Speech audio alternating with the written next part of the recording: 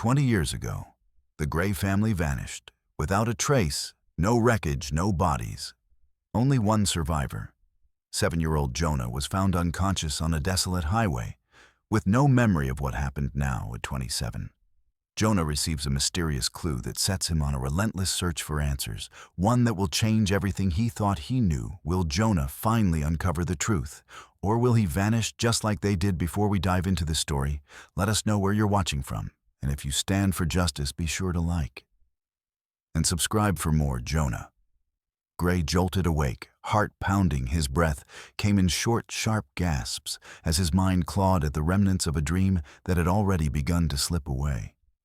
It was always the same blurry images, the flash of headlights, the sound of tires screeching, a scream that cut through the air like a blade, then nothing. The familiar weight of dread settled in his chest as he ran a hand over his face, pushing away the cold sweat that clung to his skin. The room was still dark, but the dim red glow of his alarm clock told him it was just after 4 in the morning. He sat up, rubbing his temples, trying to wheel away the tension that had been his companion for 2 decades.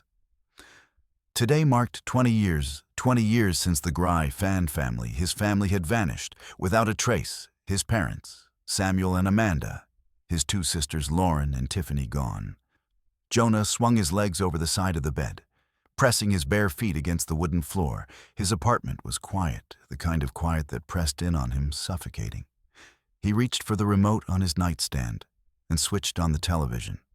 Anything to fill the silence, and the news flickered to life, and within seconds, he regretted it. Today marks the 20th anniversary of the disappearance of the Gray family. Samuel and Amanda Gray, along with their children, Lauren, 12, and Tiffany, 9. The family was last seen leaving for a road trip to Yosemite. Their car was never found. Only Jonah was discovered unconscious near a highway miles from where they were last seen. Jonah grabbed the remote and shut it off. He already knew the story, he'd lived it. He leaned back, staring at the ceiling. He had spent years trying to piece together what had happened. But the truth remained, just out of reach. He remembered the start of that summer road trip. His father, always meticulously organized, had planned the whole thing. And they had packed up the car, double-checked the maps, and set off early in the morning. It was supposed to be a simple getaway, a break from their routine, a chance to enjoy the outdoors. And then they were gone. The police investigation had been extensive. Search parties combed through the forest near Yosemite. Helicopters scanned from above. Divers explored the rivers and lakes. Nothing, no vehicle, no signs of an accident, no bodies. And Jonah, he had been found alone. A trucker had spotted him lying near a desolate stretch of highway. Barefoot, bruised, his grandparents had done their best to protect him from the media. Frenzy that followed theories had run wild. A carjacking gone wrong, a planned disappearance. Something more sinister. But without evidence, the case went cold, filed away under missing persons, presumed dead. And Jonah, he was left with nothing but questions. The soft thud of something hitting his front door pulled him from his thoughts. Jonah frowned. He hadn't been expecting anything. He rose from the couch, stretching his stiff muscles as he walked over and pulled the door open. The hallway of his apartment complex was empty, but at his feet was a small, unmarked package. His stomach tightened as he picked it up. There was no return address, no sender's name, just his own address typed neatly on the label. He carried it inside. Setting it on the kitchen counter, his fingers hesitated for just a second before tearing it open. Inside, wrapped in crinkled paper, was a single roll of undeveloped 35mm film. Jonah felt his breath hitch. It looked old, worn from time, but it was unmistakable. The date scrolled on it was from that summer. His mind raced. His father had always carried an old film camera documenting their trips with an almost obsessive level of detail. But all of those photos, along with the camera itself, had disappeared along with them. So how had this film ended up here, and who had sent it? His hands were steady as he placed the roll back in the packaging, his pulse hammering in his ears. This was a clue. Led something he hadn't had in 20 years. There was only one place to go. Jonah grabs his jacket and keys, heading straight out. He drives through the misty streets of San Francisco, gripping the steering wheel so tight his knuckles turn white for years. He had convinced himself there were no more answers to find, that the case was impossible to solve, that his family was just gone. But now, this film roll changes everything. He parks outside the photography shop, a small, dimly lit place tucked between newer buildings. Inside, the scent of developer chemicals and old paper lingers in the air. The shopkeeper recognizes him. Jonah has been here before, asking about how to restore old photos, how to process lost film. He hesitates before sliding the roll across the counter. "Can you develop this?" he asks, voice tight. The old man nods. "Might take a few hours. Haven't seen one of these in a long time." Jonah swallows hard. "I'll wait." He steps outside, his nerves on edge. His mind whirls with questions. If this film contains pictures from their last trip, it could be the first tangible clue in 20 years. But the biggest question remains, who sent it and why now? As he waited, Jonah glances around again, that uneasy feeling creeping back. He doesn't know it yet. But this package is just the beginning. Someone else is watching, someone who doesn't want him digging into the past. When Jonah steps out of the film lab, the cool morning air does little to calm his nerves. He stuffs his hands into his pockets, trying to steady his breathing. Something tells him that this isn't just some coincidence. Something inside him whispers that he's about to uncover a truth he was never meant to find. And once he does, there's no turning back. The photography shop was a relic of the past, the kind of place that had outlived its prime in the digital age. The faint scent of developing chemicals hung in the air. Mixing with the old paper and dust that had settled into the corners over the years, Jonah sat on a worn leather bench near the counter, fingers drumming against his knee as he waited. The roll of film had been handed over without much discussion, and now all he could do was wait. He glanced at the clock. 30 minutes. It had felt like hours. Every minute that passed brought another thought. What if the photos were damaged? What if they showed nothing important?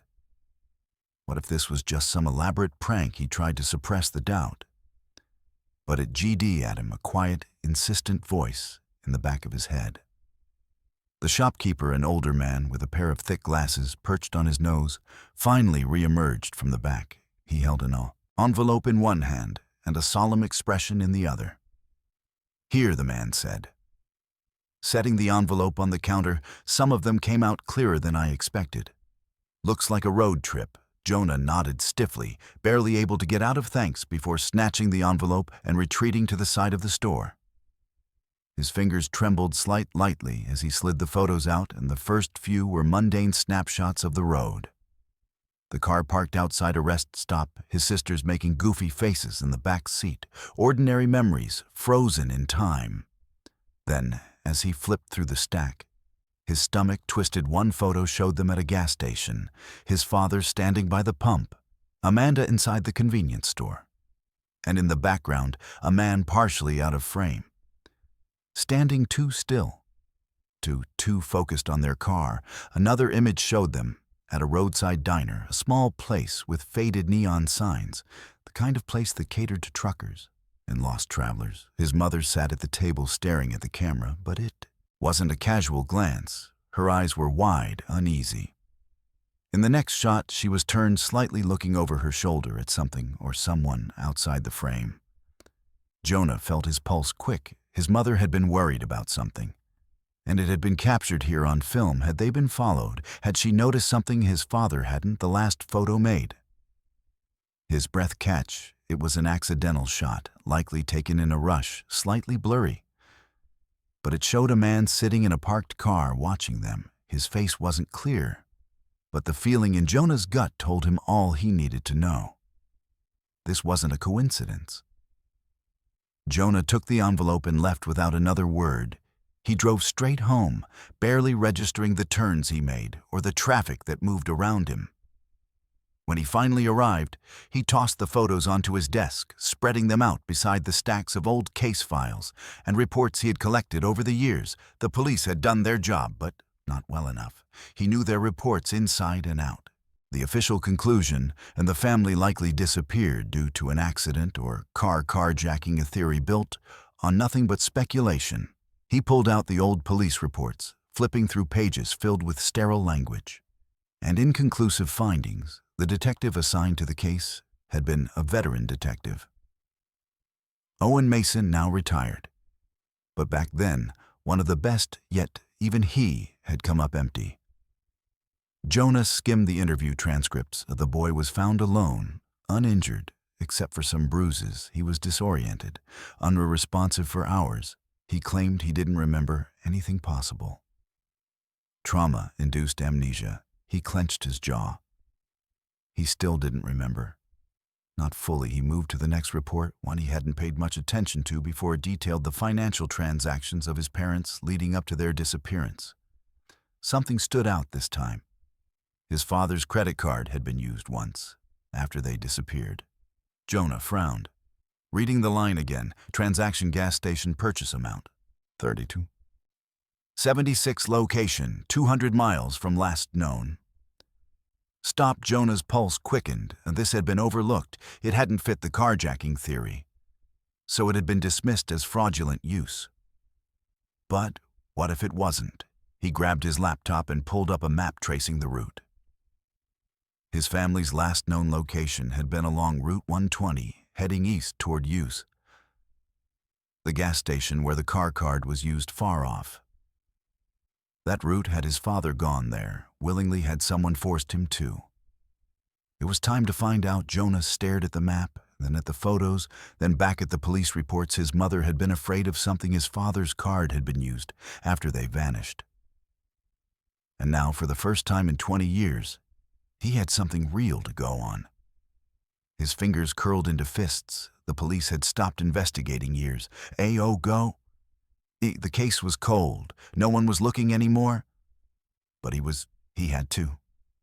Jonah grabbed his backpack and began stuffing it with essentials. His laptop, a notebook, extra clothes. He opened a locked drawer in his desk, pulling out the old case files and the stack of photographs and the film negatives. Then his eyes landed on a familiar object, sitting at the edge of his desk, his father's old pocket knife. He picked it up, running his thumb over the worn handle. It was time to go. Time to retrace their steps. If there were answers out there, he would find them. And this time, he wouldn't stop until he knew the truth. Did the Gray family truly vanish? Without a trace? Or did the police deliberately overlook something? Share your theories in the comments. Will Jonah finally uncover the truth? Hit like and keep watching to find out. Jonah Gray had spent years staring at maps, police reports, and old newspaper clippings. Now, for the first time, he was actually driving the route his family had taken 2 decades ago. The car rumbled steadily along Route 120, the same highway his parents had followed toward Use that summer. He kept his foot light on the gas, trying to take in every landmark, every sign, the hills, the stretches of trees lining the road. Everything looked the same as in the old photos. He tapped the saint of images, resting in the passenger seat. He'd gone through them a dozen times, but now, with each passing mile, they felt more like coordinates, leading him to something buried in the past. His first stop, the gas station where his father had filled up the last confirmed sighting of his family before they vanished. And this time, he had something he didn't have before, a clue that had been overlooked for 20 years. The next stop on his family's route was the roadside diner, the last place captured in the recovered photos. Jonah pulled into the gravel lot. Staring at the building, it looked nearly identical to the way it had in the photograph. Worn-down exterior, flickering neon sign, and the kind of place that catered to long-haul truckers and travelers passing through. He shut off the engine, gripping the photo in his hand. His family sitting in a booth, his mother glancing toward the camera with a concerned expression. But now, Jonah wasn't just looking at her face. He was looking at his father. Samuel Gray sat beside her, his jaw tense, shoulders stiff. Jonah stepped inside. The scent of coffee and fried food filled the air. A few early morning customers sat scattered in booths, eating in silence behind the counter. A woman in her 60s was wiping down a tray. She glanced up, her eyes lingering on him for a second longer than normal. He walked over. "Excuse me, ma'am, Were you working here 20 years ago? The woman frowned slightly. That depends why Jonas set the photo on the counter, tapping a finger over the image of his family. That's me. My family stopped here before we disappeared. Her eyes widened slightly. She picked up the photo, studying it with a look of recognition. Damn, she murmured. I remember. Jonah leaned in. What do you remember? The woman exhaled, setting the photo down carefully. Your dad. He got into it with some guy, real serious-looking type, dark suit. They stepped outside, had some kind of argument near the parking lot. Jonah's pulse kicked up a notch. You're sure it was my dad? The woman nodded. Yeah, it was tense. He was upset, real worked up, the other guy, though he was calm, like he had the upper hand. Jonah's stomach twisted. His father had been arguing with someone, a man in a suit. But about what? Did you hear anything? He asked. She shook her head. Nah, I was busy inside. But when your dad came back in, he looked rattled. He told your mom they had to leave. I remember that part clear as day. He was in a rush. Jonah clenched his jaw. His father had been in a hurry to leave. That meant he had realized something was wrong. And then the woman said something that sent a chill through him. There was another guy too, she murmured. Didn't come inside, just stood outside by the window, watching Jonah's breath, caught another man. She nodded slowly. Yeah, never said a word, never came in, just waited. Her expression darkened. And when your family left, he got into a black SUV and followed Jonah, felt his hands tighten around the photo. The same black SUV from the gas station. This wasn't random. His father had been arguing with someone right before they disappeared, and another man had been watching, waiting for them to leave. Someone had orchestrated this. Jonas swallowed hard. Thank you, he said quietly, and the woman nodded, but looked uneasy. Be careful, son. You go looking for ghosts. Sometimes they come looking back. Jonah didn't respond. He just turned and walked out. His mind racing. For 20 years, people had called his family's disappearance a mystery. Now it was starting to look like a setup, and he was finally getting close to the truth. Jonah sat in his parked car outside a small single-story house in a quiet Sacramento neighborhood. The place was modest, faded blue paint, a sagging porch, and an overgrown front yard. A wind chime clinked lazily in the breeze. This was where Detective Owen Mason, the lead investigator on his family's case, had chosen to retire. Jonah exhaled, gripping the steering wheel. Mason had been a respected detective known for his meticulous approach, but the Gray family case had been his biggest failure when the trail went cold. Mason retired early, whether from frustration, guilt, or something else. Jonah didn't know. He stepped out of the car and walked up the porch, knocking firmly on the door. A moment passed before heavy footsteps approached, followed by the groan of the screen door opening. Mason stood there looking older than Jonah had expected, late 60s, maybe early 70s. He was tall, still broad-shouldered, but age had softened his frame. His gray stubble was uneven, and his sharp eyes studied Jonah wearily. If you're selling something, I'm not interested. Mason said. Jonah pulled the photo from his jacket at the one of his family at the diner, his father arguing, his mother uneasy. He held it up. I'm Jonah, Gray. Mason's face hardened. He didn't take the photo, just stared at it for a long moment. Neither of them spoke. Then with a tired sigh, Mason stepped back and motioned him inside. The inside of Mason's house was what Jonah expected. Cluttered but organized stacks of old case files sat on a wooden desk in the corner, next to a collection of faded newspaper clippings pinned to a corkboard. Jonah scanned the room, noticing something that made his pulse quicken, and among the articles on the board there was a photo of his parents. Mason hadn't forgotten about the case. I figured you'd come looking one day, Mason said, lowering himself into an armchair. Took you long enough. Jonah sat across from him, jaw tight. I thought the police did everything they could to find my family. Turns out a lot of things got overlooked. Mason gave him a measured look, like what Jonah pulled out his notebook and flipped to a page where he had jotted down key findings: the black SUV at the gas station, my father arguing with someone at the diner. And now I know my mother was afraid of something before they disappeared, Mason sighed. rubbing his temple. We followed every lead we had at the time, but some cases don't have clean answers, Jonah. Leaned forward, or some cases don't get solved properly. Mason let out a humorless chuckle. You're just like your father, stubborn as hell. Jonah ignored that you worked the case for years. You must have found something you couldn't explain. Mason hesitated. Jonah could see the internal battle playing out behind his eyes. Then finally the old detective stood, walked to his desk, and pulled open a drawer from inside. He retrieved a thin case file. He tossed it onto the table between them. This never made it into the official reports. Jonah flipped it open. Inside was a transcript of a 911 call. Jonah skimmed the document. His pulse-quickening call log, Amanda Gray, time 7:43 p.m. Duration 6 seconds, transcript, no word spoken, line disconnected. His mouth went dry. My mother made this call. Mason nodded. Her phone pinged a cell tower off the main highway, a remote area deep inside a forest reserve. Jonah stared at the document. A 911 call. His mother had tried to get help. Why didn't this lead go anywhere? Jonah asked, his voice tight. Because the call lasted 6 seconds. Mason said not long enough to trace a precise location. Back then, by the time authorities checked the area, there was nothing to find. Jonah shook his head in disbelief. No wreckage, no tire tracks, nothing. Mason confirmed. Jonah set the file down, heart pounding. I want to go there. Mason raised an eyebrow. It's been 20 years. The place was checked. Jonah's voice was firm.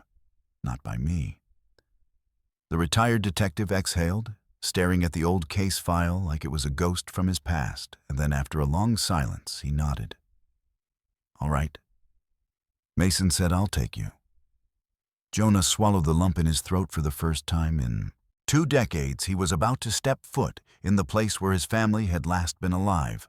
The road leading into the forest reserve was barely maintained, a narrow strip of gravel and dirt winding through dense trees. Jonah gripped the steering wheel tightly as his car bounced over potholes beside him.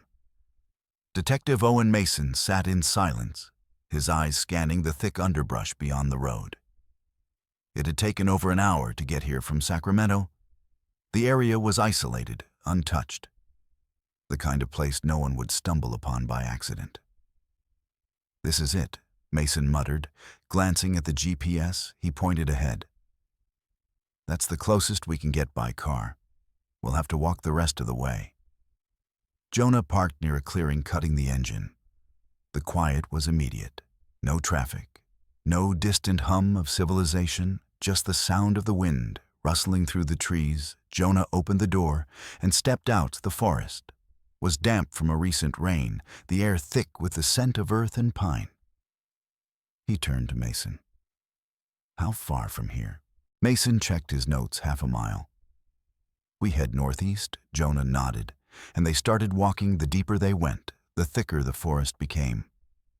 The trees towering over them, their branches forming a canopy that blocked out most of the light. Jonah kept his eyes moving, scanning the ground, looking for anything. A disturbed patch of dirt, an old sign, something that didn't belong then. Mason stopped abruptly. Hold on, he muttered, taking a step closer to a mound of earth near the base of a tree. He knelt down, brushing away the leaves and dirt. Something metallic glinted in the dim light. Jonah crouched beside him as Mason pulled the object free. A rusted, bent license plate. Jonah's breath caught. He didn't need to see the numbers to know what it was. Mason turned it over, wiping away the crime. The faded characters were barely legible, but Jonah could still make them out. California 6, DVE 420. Jonah stared at it. His mind reeled. This was his family's van for 20 years. There had been no trace of their vehicle. No wreckage, no burned-out shell hidden in some canyon. But now here it was, buried in the woods. Someone had wanted it gone. Mason exhaled sharply. This isn't good. Jonah looked at him. You think? Mason shook his head. This means their van didn't just vanish. Someone brought it here and buried it. Someone wanted to cover it up. Jonah's pulse was hammering. They weren't just lost, and they were taken. and whoever had done it had tried to erase every sign they'd ever existed. Finding the license plate changed everything. It meant the van had been hidden here, which meant someone had come back to this place after his family disappeared. Mason made a call to a contact at the DMV trying to pull up any records that might still be attached to the plate. But Jonah wasn't waiting for paperwork. If they kept searching, the forest seemed endless. But after another 15 minutes of hiking, they stumbled onto something else. A structure Mason was the first to spot it, a small hunting cabin. Barely visible through the overgrowth, the wood was old and rotted and the windows shattered. Jonah felt his stomach clench. If someone had Tak and his family, could they have been held here? They approached cautiously. Mason unholstered a small revolver from his belt, a habit from his years on the force. Jonah reached the door first. It was slightly ajar. The hinges rusted. He pushed it open. The inside was dark, musty, and abandoned, and the furniture was covered in dust. But the cabin didn't feel untouched. Jonah moved to the center of the room and scanned the space. Mason checked the corners, his gaze sharp. Then he froze. "Jonah," he said, his voice unusually tense. Jonah turned. Mason was crouched near the fireplace, brushing away a layer of dirt from the wooden floor. Something small and metallic rolled between his fingers, a bullet casing. Jonah's breath hitched. Mason picked up another .38 caliber. He muttered, "This isn't hunting ammo, this is close range." Jonah's skin prickled. Someone had fired a gun here. His father had owned a .38 revolver, but he hadn't taken it. On the trip, had someone else brought it? Had someone used it? Mason stood and turned, scanning the walls. His eyes landed on something else. A torn piece of fabric caught on a rusted nail near the door frame. It was faded, but the color was distinct. A soft blue with a faint pattern of flowers. Jonah's chest tightened. He stepped forward and ran his fingers over it. The fabric was small, ripped from something larger. Then it clicked. Lauren had worn a blue sundress that day. Jonah felt his body go cold. Mason exhaled. Jonah didn't look at him. He was still staring at the scrap of fabric his sister had been here. And if she had been here, then so had the rest of them. But for what, Mason was already on his phone, calling in contacts, trying to see if there were any old missing person cases tied to the area. Jonah barely heard him. His mind was racing. Then his phone buzzed. Jonah pulled it out, expecting a message from a friend or a spam email. But the moment he saw the number, his blood went cold. No caller. ID, a single text, "Stop digging." Jonah stared at the screen. Then another message came in. "Go home before you end up like them." His stomach turned. Mason glanced over. "What is it?" Jonah handed him the phone. The old detective read the message, then clenched his jaw. "Well," Mason said, "guess that means we're on the right track." Jonah exhaled shakily, forcing himself to stay calm. The message wasn't a warning, it was a threat. And whoever sent it wasn't afraid of being found. They were afraid of what Jonah might uncover next. The air inside Mason's car was tense as he drove back toward Sacramento. Both men lost in thought. The discovery of the license plate, the bullet casings, and the torn fabric from Lauren's dress had shattered any lingering doubts Jonah's family had been taken. Jonah sat in the passenger seat, scrolling through his phone, rereading the anonymous threat he had received just hours ago. "Stop digging, go home before you end up like them." Someone was watching him, someone who knew exactly what he was. Looking for Mason cleared his throat, breaking the silence. "We need to trace that black SUV. Jonah nodded. The gas station attendant had mentioned seeing it, watching his family. And now the diner owner had confirmed it had followed them. That SUV was the common link between his parents' last known moments and the unknown. Mason pulled into a small parking lot near a government records office. He put the car in park and exhaled. If we're lucky, DMV records might still have something on it. Jonah frowned. After 20 years. Mason smirked. Some records don't just disappear, kid, inside. Mason used an old badge and some well-practiced persuasion to get access to archived vehicle records. They sifted through the system, searching for any black SUVs registered near the area. At the time of the disappearance, after 20 minutes, Mason suddenly stilled here. He muttered. Jonah leaned in on the screen was a black Chevy Suburban registered in 2003.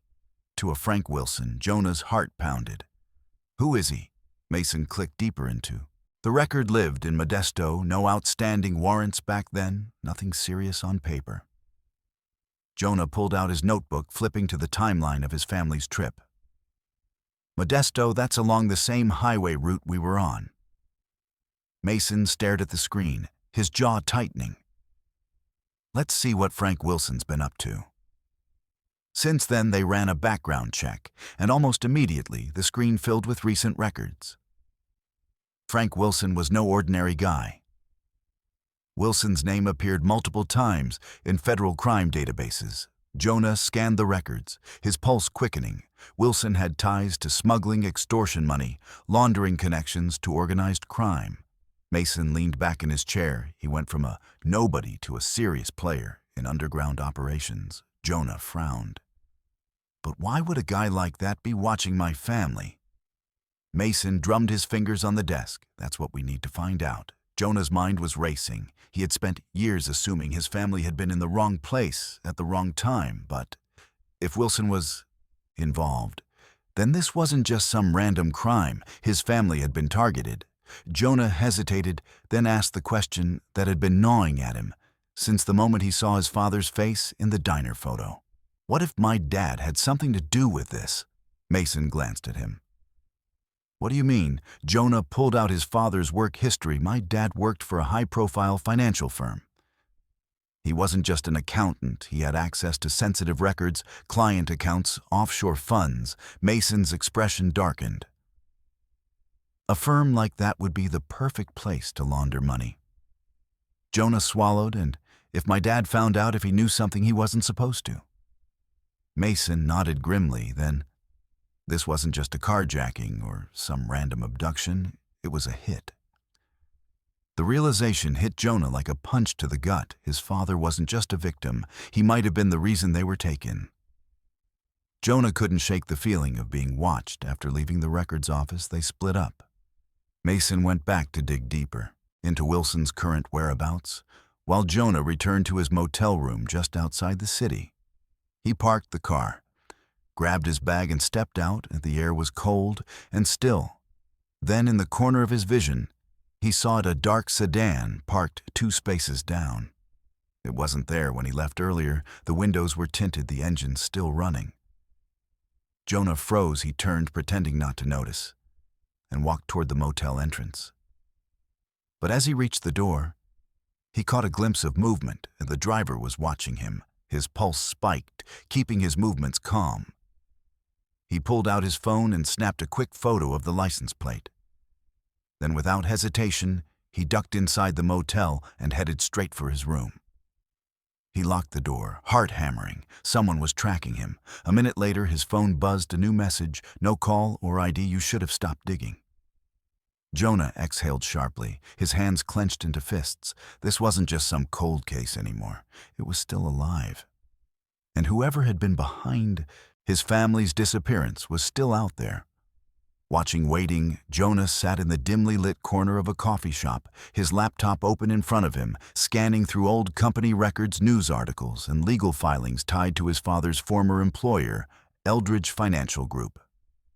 Mason had been right. The firm was dirty. Buried beneath layers of corporate jargon were signs of financial manipulation, unexplained offshore accounts, massive wire transfers to shell companies, and discrepancies in tax filings. Jonah wasn't a forensic accountant, but he didn't have to be. It was clear money was being laundered through Eldridge, and his father had known a part of Jonah, had still been holding on to the hope that his father was just collateral damage, that his family had been in the wrong place at the wrong time. But that theory was falling apart fast. Jonah pulled up his father's emails, which had been saved on an old hard drive his grandparents had given him years ago. Most of it was standard work, communication, until he found a folder labeled Personal. Inside were dozens of messages. Many were anonymous. Some were vague warnings. Others were outright threats. You don't know what you're getting into? Drop this before it's too late. Your family isn't safe. His father had been receiving threats for weeks before the trip. Jonah exhaled sharply. His parents hadn't been going on vacation, they had been running. There was only one way to get more answers. Talk to someone who had worked with his father. Mason had pulled some old contacts from his detective days and found a lead, Robert Claymore, a former partner at Eldridge Financial Group. Unlike most of the executives, Claymore hadn't vanished into the shadows. He had retired quietly years ago. Jonah drove to his house, an expensive but unassuming property, in a gated community just outside the city. He parked, took a deep breath, and knocked on the door. After a long pause, the door opened. Claymore was in his mid-60s, well-groomed with graying hair and sharp eyes that studied Jonah wearily. "Can I help you?" Jonah pulled out a photo of his father. "I need to talk to you about Samuel Gray." Claymore expression barely changed, but Jonah caught the subtle shift, recognition, discomfort. "I don't know what you think I can tell you," Claymore said, already moving to shut the door. Jonah stuck his foot in the doorway. "He was your friend, wasn't he?" Claymore hesitated, then sighed. "That was a long time ago." Jonah pushed forward. "And tell me the truth. I know my father found out what was happening at Eldridge. He was going to expose them, wasn't he?" Claymore didn't answer right away. He rubbed a hand over his face, glancing at the empty street behind Jonah, before finally stepping back inside. Jonah followed him into a minimalist living room, sparsely decorated, except for a whiskey cabinet and a single framed photo of a younger Claymore and Jonah's father at a corporate event. Claymore poured himself a drink, but didn't offer Jonah one. He downed a sip, then spoke. "You're her." Father was smart, too smart. He was digging into things he wasn't supposed to see. Claymore admitted he found proof that money was being funneled into criminal organizations, drugs, weapons, trafficking. He was going to blow the whole thing open. Jonah's chest tightened. Then why didn't he? Claymore met his gaze because he started getting threats, real ones, the kind that make you rethink your next move. He sighed. Samuel wasn't just looking into fraud. He was exposing the people behind it. Those people don't just let things go. Jonah swallowed hard, so he ran. Claymore nodded. "He told me they were leaving town for a while, said it was just a precaution, but I knew better. He wasn't just taking a vacation. He was trying to disappear." Jonah sat back, his pulse pounding. His father had known their lives were in danger, and someone had made sure they never made it out. Jonah was still processing what Claymore had told him when Mason called. "Got something."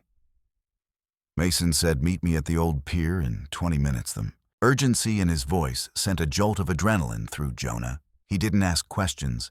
He just drove when he arrived. Mason was standing near the water, talking to a man who looked like he'd seen better days. Jonah recognized him instantly. Victor Navarro, an ex-hitman, once a high-level enforcer for a criminal syndicate. Before he disappeared from the scene, Jonah approached cautiously. "You know, something about my family." Navarro took a slow drag from his cigarette, exhaling before he spoke. "You're Samuel's kid?" Jonah clenched his fists. "Yeah." Navarro studied him. "Your old man pissed off the wrong people."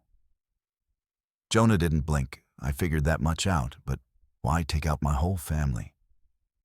Navarro scoffed. "Because your father had leverage evidence that could bring down found people who don't like being exposed. He wasn't just some loose end, he was a time bomb." Jonah's stomach turned. "So they killed him." Navarro hesitated. Then he said something that froze Jonah in place. They were supposed to. Jonah's breath caught. "What do you mean?"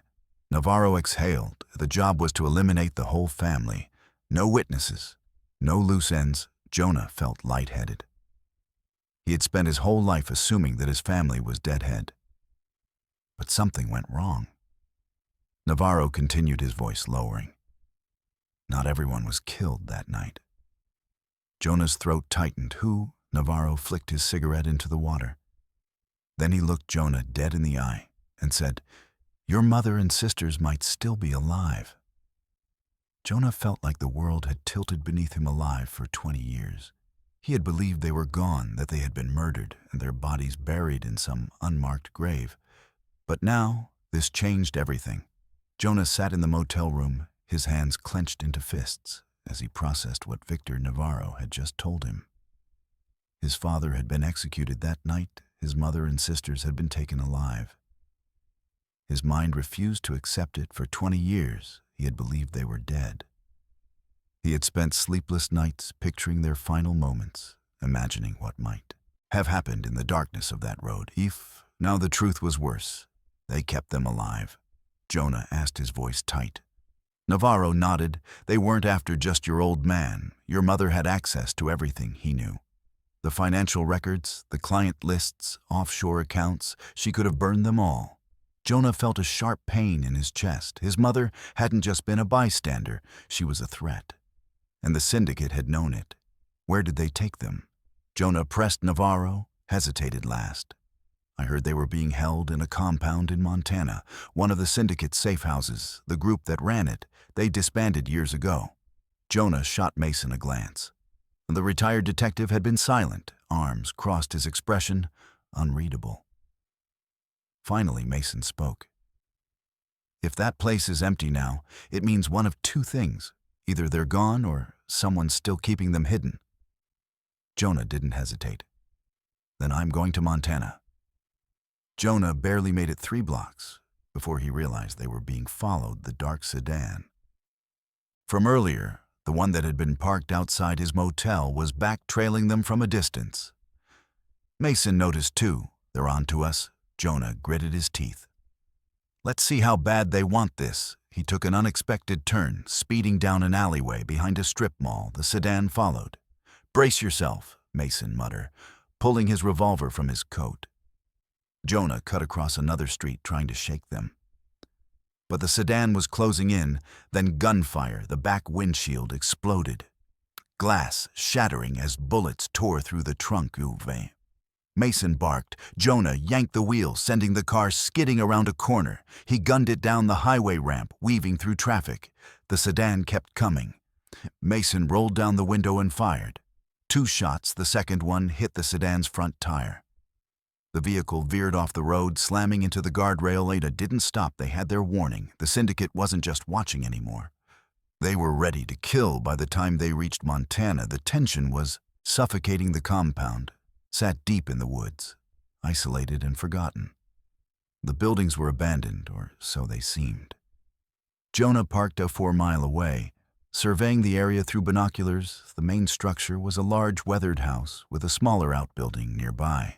The fences were rusted, overgrown with weeds. Mason frowned looks, empty, too empty. Jonah's grip on his flashlight tightened, and if my mother and sisters were here, there might still be something inside. They moved carefully.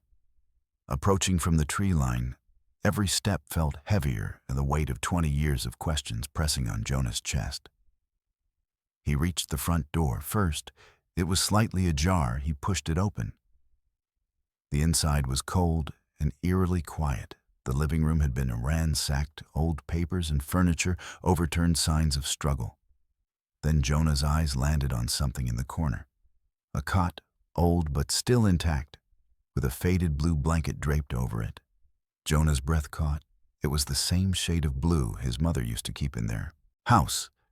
He stepped forward, but before he could react, something struck him from behind. The world spun, his vision blurred. He collapsed to the floor, then everything went dark. Jonah's unconscious mind dragged him back to that night. The road was dark. The headlights illuminated only a narrow stretch of pavement ahead. Then screeching tires, a black SUV swerved in front of them, blocking their path. Jonah's mother screamed. His father slammed the brakes. Samuel unbuckled his seatbelt. Stay in the car, he told Amanda. His voice was calm. But Jonah saw the tension in his face. Amanda grabbed Jonah's wrist, her grip tight, and she made a split-second decision. She pulled him toward the floor, shoving him under the back seat. Stay quiet, she whispered. No matter what happens, the door swung open. Gunfire. Jonah saw his father stumble backward, blood staining his shirt as masked men grabbed him. A man approached the car. His face was covered, only his cold eyes visible. He opened the door and found Jonah hiding. Jonah's small hands clenched into fists, but he was frozen. Paralyzed by fear, the masked man hesitated, then darkness, a sharp, blow, to the head. And the last thing he remembered was the feeling of being lifted, then waking up in a hospital bed. Jonah's head ached, his body felt heavy as he opened his eyes. The first thing he saw was darkness. A dim light flickered above him. He was tied to a chair. Jonah's wrists burned against the rough rope, binding them to the chair. His head still pounded from the blow that had knocked him unconscious, but the pain barely registered. His focus was locked on the man standing in front of him, Frank Wilson. Wilson leaned against the table, casually rolling up the sleeves of his button-down shirt. He looked calm, confident, like a man who had been in control for a long time. His piercing gaze studied Jonah, a smirk tugging at the corner of his lips. "You really don't know when to quit, do you?" Wilson said. Jonah clenched his fists, his breathing steady despite the rage boiling inside him. "Where are they?" Wilson feigned ignorance. Jonah yanked at his restraints. "My mother, my sisters." His voice was firm. He wasn't playing games. Wilson sighed, shaking his head. "You're a lot like your old man. Same attitude, same annoying need to do the right thing." Jonah didn't blink. "Then you already know how this ends." Wilson chuckled. "Oh, I know exactly how this ends." He walked behind Jonah, circling like a predator. "Your father thought he could play. Hero thought he could take on something much bigger than himself. And what did that get him?" He leaned in close, his voice lowering a bullet in the head. Jonah's jaw tightened, but he didn't flinch. He wouldn't give Wilson the satisfaction. Wilson moved back in front of him, arms crossed. "Your mother and sisters now. That's a different story." Jonah's chest tightened. He kept his expression neutral, but his heart was pounding. Wilson shrugged. "I'll be honest with you, the plan was never to kill them. Not at first." His smirk faded slightly. "See, there are other ways to make someone disappear." Jonah's stomach twisted. He already knew where this was going. Wilson confirmed it anyway. "Your mother and sisters were going to be sold." Jonah's blood ran cold. "Wilson, it's a lucrative business. Women and children, always in high demand," he shrugged. "But your mother, she didn't make it easy." Jonah's hands shook against the restraints. His mind screamed for him to break free, to do something. "What happened to her?" His voice was barely above a whisper. Wilson's smirk disappeared. He leaned in, resting his hands on the arms of Jonah's chair. His voice chillingly calm. "She fought back." He tilted his head. "And we all know how that ends." Jonah's world stopped. No, not her. Not after everything. The rage that exploded inside him was unlike anything he had ever felt. His vision blurred with fury, his entire body tensing as he struggled against the ropes. Wilson just smiled. "You think you scare me? You're just a loose end. And you know what I do with loose ends." He reached into his jacket. Pulling out a knife, Jonah's pulse spiked. Wilson twirled the blade lazily in his hand, watching Jonah's reaction. "I'm going to do you a favor. I'll make this quick." Jonah braced himself. If this was how it ended, he'd go down fighting. But then the explosion. A blast rocked the compound, shaking the walls, and the single light bulb hanging from the ceiling flickered as Wilson snapped his head toward the sound gunfire, yelling chaos. Jonah's heart surged, and the door burst open, and Mason stormed in. "Weapon drawn, drop it, Wilson." Wilson turned, raising the knife. But before he could react, a shot rang out, hitting him in the shoulder. Wilson stumbled back, cursing as he clutched his arm. Jonah felt hands at his wrists, untying the ropes. "You okay, kid?" Mason's voice was urgent. Jonah didn't answer the moment he was free. He lunged. Wilson barely had time to recover before Jonah slammed into him, sending both of them crashing to the ground. Wilson struggled, but Jonah was fueled by something deeper than adrenaline. He grabbed Wilson by the collar and drove his fist into his face once, twice, 3 times. Wilson coughed, blood trickling from his mouth. You think he choked. Spitting blood, this changes anything. Jonah grabbed Wilson's own knife from the floor and pressed it to his throat. Wilson's smirk faltered. Jonah's hands trembled. The rage inside him was a hurricane, violent and unrelenting. After everything Wilson had done, after what he had taken from him, he didn't deserve to walk out of here alive. One swift motion, and it would be over. Mason's voice cut through the storm. Jonah. Jonah didn't move. The knife was still pressed against Wilson's skin. Mason stepped forward. This isn't justice. Jonah's breathing was ragged. His mind screamed at him to end it. But Mason was right. Jonah closed his eyes. Forcing himself to let go, he dropped the knife, stepping back. Wilson laughed, a short, bitter chuckle. "That's your mistake, kid." Mason didn't hesitate. He slammed the butt of his gun into Wilson's head, knocking him unconscious. Jonah exhaled. His hands were still shaking. Wilson was alive. He would rot in prison. But this wasn't over. Mason stepped beside him. "We got him," he said. "But I know that's not what you're thinking about." Jonah stared at Wilson's motionless form. His mother was gone. But there were still two people out there. Lauren, Tiffany, Jonah looked at Mason, his voice steady. "I'm going to find them." Mason didn't try to stop him because they both knew this wasn't the end. 2 days after the raid, Jonah sat in a sterile FBI office in Sacramento, his hands clasped tightly together across from him. A team of federal agents pored over documents, crime scene reports, and Wilson's taped confession. The room buzzed with urgency. This wasn't just a cold case anymore. Wilson's arrest had cracked open an entire human trafficking network, one that had existed in the shadows for decades. With his confession, the FBI now had names, locations, and financial records linking powerful individuals to the organization. Jonah leaned forward as agent. Harper, the lead investigator, flipped through a file. "We've identified multiple safe houses used by the syndicate." Harper said, glancing up. "We believe this network spans several states and international borders." Jonah's voice was steady but firm. "What about my sister's Harper?" Hesitated, his expression tight. "We're still working through the files, but we're going to find out where they were taken." Jonah nodded, his jaw clenching. It wasn't enough, not yet. A knock at the door interrupted them. A second agent entered, handing Harper a folder. "We found something else," he said. Jonah's pulse quickened. Harper opened the file and pulled out a crime scene photo, a shallow grave behind the Montana compound. His stomach turned to stone. Harper's voice was measured but solemn. "The remains we found, they belong to Amanda Gray." Jonah barely remembered leaving the FBI office. And the next thing he knew, he was standing near the Montana crime scene, staring at the area where his mother had been buried and forgotten. A part of him had still hoped Navarro had been wrong, that somehow she had survived. But now there was no denying it. She had died trying to escape Mason. Stood beside him, arms crossed, his expression unreadable. After a long silence, he said, "She didn't go down easy." Jonah exhaled sharply. She never would. The forensic team had pieced together what happened. Amanda had been kept at the compound for months after Samuel's murder.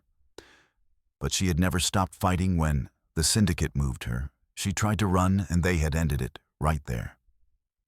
Jonah clenched his fists. His mother had died alone, buried like she didn't matter. But she mattered. She had fought until the end, and now he was going to finish what she started. Jonah was back in Sacramento, sitting at Mason's kitchen table, staring at the pile of documents and old photographs spread out in front of him. His mind had barely processed his mother's death. His thoughts had already moved to Lauren and Tiffany. They were out there somewhere. Mason sat across from him, sipping his coffee. "You should get some rest," he said. Jonah shook his head. "Not until I find them." Before Mason could argue, Jonah's phone rang. The number was unknown. Jonah answered immediately. "Hello?" A woman's voice came through the line. "Is this Jonah Gray?" His grip tightened on the phone. "Who is this?" "This is Detective Sarah Lane, Toronto PD. We've been assisting the FBI with tracking persons related to the Wilson case." She hesitated, then said, "We believe we found your sister Jonah's entire body locked up." His voice was hoarse. "Which one?" There was a pause. Lauren, the air rushed out of his lungs. Jonah didn't remember the flight, didn't remember the cab ride. The only thing he remembered was standing in front of a Toronto safe house, his hands shaking as he reached for the door handle. Inside, a social worker was speaking softly to a woman sitting in the corner. Her back was to Jonah. But he knew the woman turned. And for the first time in 20 years, Jonah saw his sister Lauren. His breath hitched. She was older, mid-30s now, but her eyes were the same. His mother's eyes. She stared at him, shock flashing across her face. Jonah, his throat closed, he nodded, and then she was running toward him. Jonah barely had time to react before she threw her arms around him, sobbing into his shoulder. He held her tight, his own emotions crashing over him like a wave. She was alive. She was here, after all this time. Jonah pulled back just enough to look at her. "Where's Tiffany?" Lauren's face fell. Her lips trembled. "I don't know." Jonah swallowed hard. He had found one piece of his family, but his search wasn't over. Not until he found Tiffany 2 days later. Jonah sat in the same FBI office where it had all started this time. He wasn't alone.